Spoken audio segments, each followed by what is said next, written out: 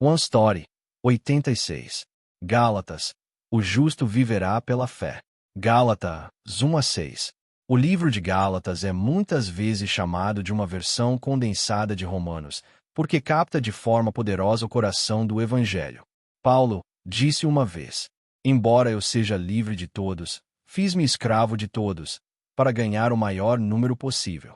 E continua: para os judeus, tornei-me como judeu, para os que estão debaixo da lei, como se estivesse debaixo da lei. Para os que não têm lei, como se eu mesmo não tivesse lei. Para os fracos, tornei-me fraco. Fiz-me tudo para com todos, para de alguma forma salvar alguns.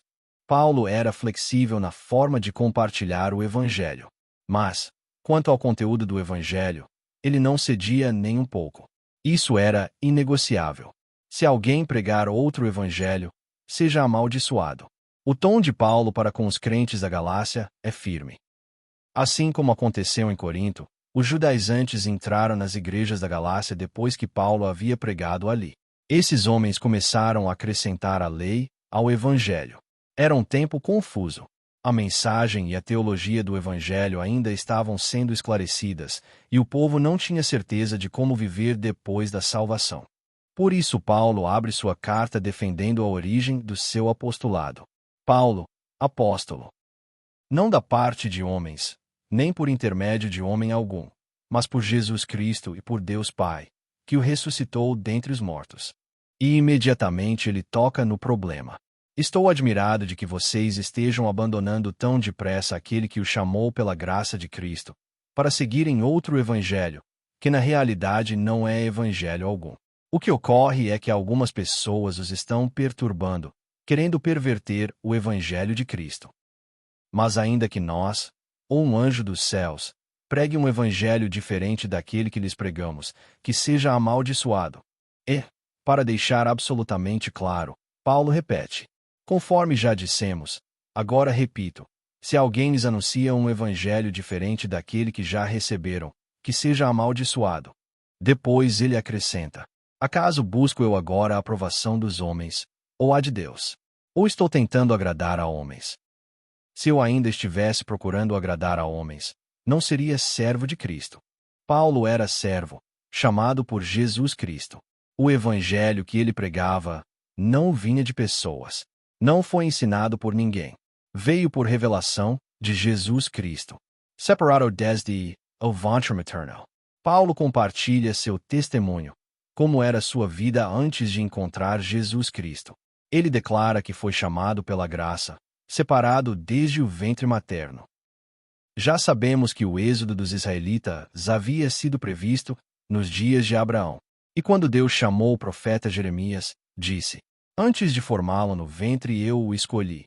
Antes de você nascer, eu o separei e o designei profeta às nações. O nosso chamado também veio quando ainda éramos pecadores.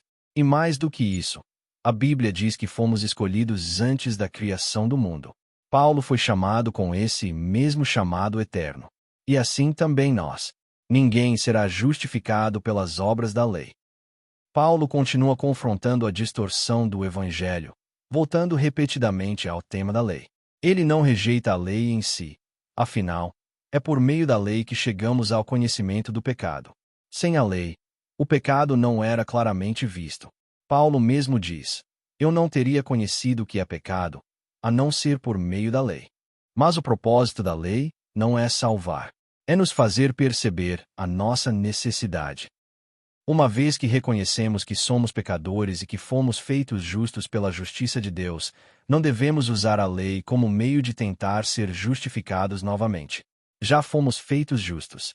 E agora, como justos, confirmamos a lei, não para conquistar salvação, mas para andar como aqueles que já foram salvos. Por isso Paulo declara com ousadia: sabemos que ninguém é justificado pela prática da lei, mas mediante a fé em Jesus Cristo. Assim, nós também cremos em Cristo Jesus, para sermos justificados pela fé em Cristo, e não pela prática da lei, porque pela prática da lei ninguém será justificado. Obediência à lei nunca pode ser condição para a salvação. O esforço humano não pode ser acrescentado ao Evangelho. Isso não é apenas um erro, é impossível. Depois de recebermos a salvação pela graça, tentar ser justificados novamente pelo cumprimento da lei é voltar a ser escravos da lei. Fui crucificado com Cristo. Paulo declarou com ousadia: quem nos separará do amor de Cristo? Será tribulação, ou angústia, ou perseguição, ou fome, ou nudez, ou perigo, ou espada? Pois estou convencido de que nem morte, nem vida, nem anjos, nem demônios, nem o presente, nem o futuro, nem quaisquer poderes, serão capazes de nos separar do amor de Deus que está em Cristo Jesus, nosso Senhor. Nada pode nos separar do amor de Deus. E isso significa: nada pode desfazer a salvação que vem por meio desse amor. Mesmo se pecarmos depois de receber a salvação pela graça mediante a fé, nem mesmo esses pecados podem nos separar do amor de Deus. Por quê? Porque cada parte de nós, o nosso passado, o nosso presente e até o nosso futuro, foi cravada na cruz quando Jesus consumou a redenção eterna. Sim, ainda vivemos neste mundo, nestes corpos de carne. Mas agora vivemos pela fé no Filho de Deus, que me amou e se entregou por mim. Não somos justificados pelo cumprimento da lei ou pelas obras de justiça. E, portanto, a graça de Deus que nos foi dada não pode ser anulada. Se a salvação pudesse ser perdida pelas nossas ações, então Cristo teria morrido em vão. O justo viverá pela fé. Paulo continua essa batalha, não contra a lei em si, mas contra o legalismo. Ele esclarece: logo, a lei é contrária às promessas de Deus. De maneira nenhuma. Pois, se tivesse sido dada uma lei que pudesse conceder vida, a justiça certamente viria pela lei. A salvação vem claramente pela fé. Mas isso não significa que a lei se tornou irrelevante. O argumento de Paulo não é contra a lei, é contra o mau uso da lei. Precisamos entender: ninguém é salvo pelo cumprimento da lei.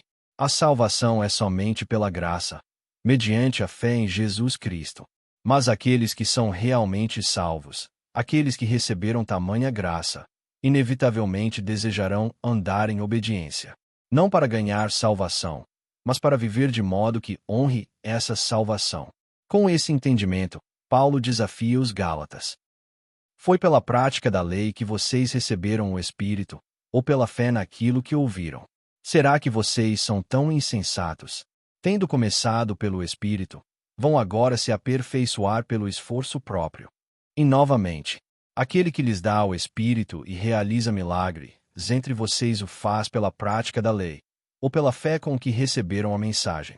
Paulo deixa absolutamente claro: é evidente que ninguém é justificado diante de Deus pela lei, pois o justo viverá pela fé. Por quê? Porque Cristo nos resgatou da maldição da lei, fazendo-se maldição em nosso lugar. Mais uma vez, não é o nosso mérito. Nós não trazemos nada. Cristo traz tudo. A bênção de Abraão para os gentios.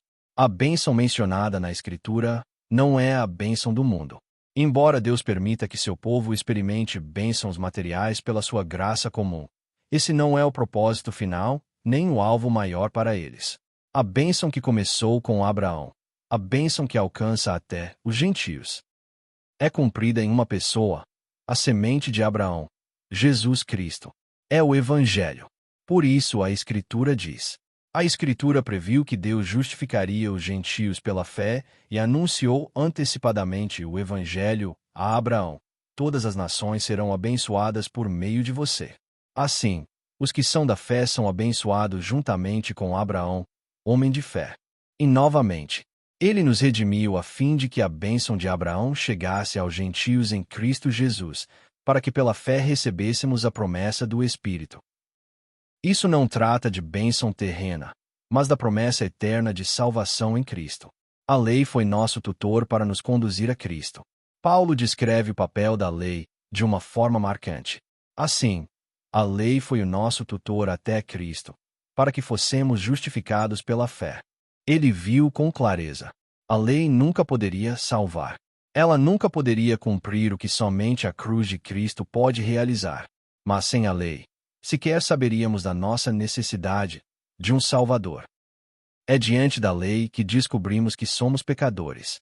É diante da lei que reconhecemos a nossa total incapacidade. E somente quando percebemos que os nossos melhores esforços e maiores devoções ainda ficam aquém do padrão da lei, é que finalmente entendemos que precisamos ser salvos. É isso que todo o Antigo Testamento revela. Por isso Paulo afirma: agora que chegou a fé, já não estamos mais sujeitos ao tutor. Por quê? Porque, pela fé em Cristo Jesus, agora somos filhos de Deus. Pois todos vocês que foram batizados em Cristo, de Cristo se revestiram. Já não dependemos da lei, mas também não caminhamos à parte dela. Agora andamos com ela, como aqueles que vivem em Cristo, revestidos da sua justiça, para remir os que estavam debaixo da lei, a fim de recebermos a adoção de filhos. A Bíblia diz: anteriormente, todos nós também vivíamos entre eles, satisfazendo as vontades da nossa carne, seguindo os seus desejos e pensamentos. Como os outros, éramos por natureza merecedores da ira. Sim, antes de Deus nos chamar, éramos escravos dos princípios elementares do mundo. Vivíamos segundo aquilo que podíamos entender, aprender e experimentar, achando que isso era tudo. Corríamos atrás dessas coisas de todo o coração, de toda a mente, de toda a alma e de todas as forças. Mas, quando chegou o tempo certo, Deus enviou seu Filho, nascido de mulher, nascido debaixo da lei, para remir os que estavam debaixo da lei, a fim de que recebêssemos a adoção de filhos. E agora, como filhos e filhas de Deus, o Espírito foi enviado aos nossos corações, capacitando-nos a clamar: Abba, Pai. Portanto, já não somos escravos, nem do mundo, nem da lei. E não devemos nos tornar novamente escravos de nada que não seja Deus, até que Cristo seja formado em vocês. Paulo adverte aqueles que voltaram a observar dias, meses, estações e anos. Ele diz: tornem-se como eu, suplicando que não andassem com medo debaixo da lei, mas que vivessem em liberdade como filhos. Ele não está dizendo que os dias e as festas do Antigo Testamento são sem sentido, mas que não devem ser guardados como escravos. Devem ser vividos como filhos. Paulo e os Gálatas eram um só corpo em Cristo. Em certo momento, eles o receberam como se fosse um anjo, até mesmo como o próprio Cristo. Teriam dado os próprios olhos a ele, se pudessem. E Paulo, em resposta, declarou: estou outra vez sofrendo dores de parto, até que Cristo seja formado em vocês. Ele se esforçava com todo o coração pelo crescimento espiritual deles. O amor de Paulo pelos Gálatas não era apenas emocional. Era o amor de um pai espiritual, confiado ao coração de Deus. O que ele queria era que permanecessem firmes como povo de Deus. Por isso ele levantou a voz. Por isso repreendeu o desejo deles de estar debaixo da lei. E, para ajudá-los a entender, Paulo voltou a uma história que conheciam bem: os dois filhos de Abraão, Isaque e Ismael. Ele explica: Ismael, nascido segundo a carne da escrava, perseguiu Isaque, o filho da promessa, nascido pelo Espírito. Da mesma forma, os que nascem debaixo da lei perseguem os que nascem do Espírito. Mas a Escritura é clara: a escrava e seu filho não podem herdar juntamente com o filho da livre. Não somos filhos da escrava, mas da livre. Cristo nos libertou, não para voltarmos a viver sob um jugo de escravidão, mas para permanecermos firmes na liberdade que ele conquistou para nós. A fé que atua pelo amor. Paulo continua explicando o propósito da lei, e também o seu limite. A lei é necessária para nos conduzir à graça, mas não pode acrescentar nada à graça da salvação. A lei revela o pecado, mas não pode tornar ninguém justo. Somente a fé que atua pelo amor pode fazer isso. Por isso Paulo afirma: se alguém foi circuncidado antes de conhecer Cristo, isso é uma coisa. Mas se agora recebe a circuncisão para acrescentar algo à graça, Cristo de nada lhe servirá. Se tentarem ser justificados pela lei depois de receber a graça, vocês se desligaram de Cristo, caíram da graça. Éramos escravos do pecado e escravos da lei. Mas, pela redenção em Cristo, nos tornamos servos da justiça. Não servos da lei, mas servos da graça, servos do amor. Agora, quando guardamos a lei, não é para acrescentar algo à graça. É porque já recebemos a graça. Obedecemos como quem vive em gratidão, não como quem tenta ganhar a salvação. And I know é certo. Aqueles que foram salvos pela justiça de Deus não vivem mais para satisfazer os desejos da carne. Mas, até o último suspiro neste mundo, ainda experimentaremos a luta que Paulo descreve em Romanos 7. Pois o bem que desejo fazer não faço, mas o mal que não quero fazer, esse continuo fazendo. A carne deseja o que é contrário ao espírito, e o espírito o que é contrário à carne. Eles estão em conflito um com o outro. E por causa disso, a carne nos impede de fazer o que queremos no espírito. Ainda assim, o espírito, a lei do espírito que dá vida, está operando em nós. Ele continuará nos guiando à vontade de Deus, ajudando-nos a andar no espírito, dia após dia. Paulo deixa clara a diferença. As obras da carne são evidentes: imoralidade sexual, impureza e libertinagem, idolatria e feitiçaria, ódio, discórdia, ciúmes, ira, egoísmo, dissensões, facções e inveja, embriaguez, orgias e coisas semelhantes. E ele afirma com clareza: os que praticam essas coisas não herdarão o reino de Deus. Então ele descreve o fruto do Espírito: amor, alegria, paz, paciência, benignidade, bondade, fidelidade, mansidão e domínio próprio. Contra essas coisas não há lei. Por quê? Porque os que pertencem a Cristo Jesus crucificaram a carne, com as suas paixões e desejos. E percebam isto: Paulo fala fruto do Espírito, no singular, não no plural.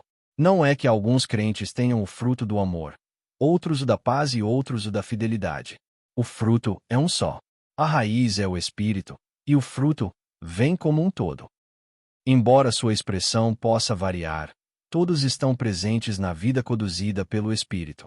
Que cada um examine a sua própria obra e não se engane a si mesmo. Depois de falar sobre os desejos da carne e o fruto do Espírito, Paulo continua com um chamado à autoavaliação. Ele diz: se alguém for surpreendido em algum pecado, vocês, que são espirituais, deverão restaurá-lo com mansidão. Mas cuidem-se para que também vocês não sejam tentados. E acrescenta: se alguém pensa ser alguma coisa, não sendo nada, engana-se a si mesmo. Cada um examine a sua própria conduta. Paulo nos ensina a não nos compararmos com os outros, mas a examinar o nosso próprio coração diante do Senhor. Cada um levará a sua própria carga. E mais uma vez adverte: não se deixem enganar. De Deus não se zomba. Pois aquilo que o homem semear, isso também colherá. Se semearmos para agradar a carne, da carne colheremos destruição. Mas se semearmos para agradar ao Espírito, do Espírito colheremos vida eterna.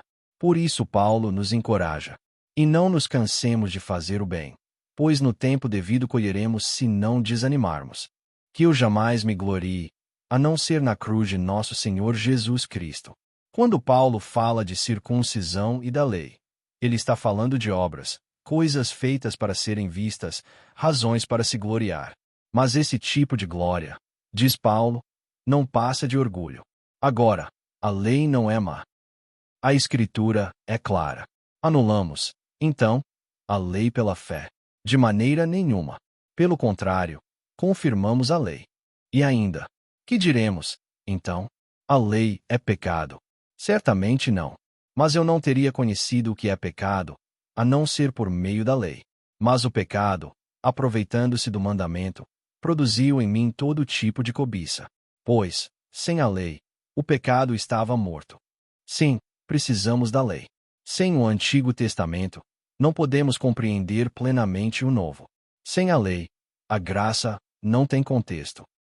Mas a lei só pode nos conduzir à graça. Ela não pode acrescentar nada a ela. Por isso Paulo declara: quanto a mim, que eu jamais me glorie, a não ser na cruz de nosso Senhor Jesus Cristo. Essa cruz, a sua morte, a sua ressurreição, é tudo o que temos para nos gloriar. Trago em meu corpo as marcas de Jesus. No mundo antigo, os escravos eram marcados com um sinal, uma cicatriz visível que mostrava a quem pertenciam. Cada senhor tinha o seu próprio símbolo. Paulo diz: trago em meu corpo as marcas de Jesus. Ele não está falando de uma marca literal, mas do preço que pagou por seguir a Cristo. Os sofrimentos, as cicatrizes, as perseguições, tudo isso era a evidência de que Paulo não pertencia ao mundo, mas a Jesus. E nós também trazemos a sua marca, não com fogo, mas com o selo do Espírito Santo. É uma marca que não pode ser apagada. Depois da ressurreição e ascensão de Jesus Cristo, o Espírito Santo veio. De Jerusalém, o Evangelho começou a se espalhar por toda a Judéia, Samaria e até os confins da terra. A igreja foi estabelecida. Os crentes passaram a ser chamados cristãos. Mas, naqueles primeiros dias, a igreja ainda precisava de tempo para entender o que havia recebido. O que significava o Evangelho para a vida diária? O que significava ser salvo pela graça? Através dos apóstolos, e especialmente de Paulo, Deus começou a estabelecer esses fundamentos. Por isso, depois de Romanos e Gálatas, as cartas do Novo Testamento continuam ensinando e esclarecendo o Evangelho. Elas descrevem a vida que flui de receber Cristo. E assim, a história do Evangelho continua. A história da graça recebida e da graça vivida.